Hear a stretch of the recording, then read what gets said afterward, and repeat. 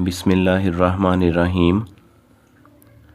Social media के इस ज़माने में हमारी नज़र से अक्सर इस्लामी पोस्ट गुज़रती रहती हैं जिनको अक्सर लोग बग़ैर तहकीक के शेयर कर देते हैं। कुरान मजीद में अल्लाह का इरशाद है, देखो ये लोग किस तरह अल्लाह पर झूठ बांधते हैं और ये हरकत सरी गुनाह होने के लिए काफ़ी है। और दूसरी जगह फरमाया गया है, इससे ज़्यादा बेइंसाफ़ कौन होगा जो अल्लाह पर झूठ बहतान बांधे।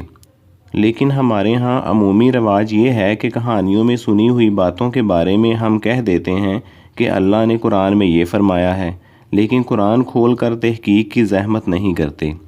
इसी तरह अहादीस के बारे में भी हमारा यही रवैया है। नबी अकरम सल्लल्लाहु अलैहि वसल्लम ने फ़रमाया है, जो शख्स मुझ पर झूठ बांधेगा वो अपना ठिकाना जहन्नुम में बना ले। हमारे यहाँ किस्से कहानियों का इस कदर रवाज है कि आपने सुना होगा, इल्म हासिल करो चाहे तुम्हें चीन जाना पड़े। इसको लोग हदीस के तौर पर पेश करते हैं, लेकिन ऐसी कोई हदीस नहीं है। इसी तरह एक वाक़या मशहूर है कि एक औरत नबी अकरम सल्लल्लाहु अलैहि वसल्लम पर कूड़ा फेंका करती थी और एक दिन इसने ना फेंका। ये वाक़या कहाँ है? ऐसा कोई वाक़या नहीं है।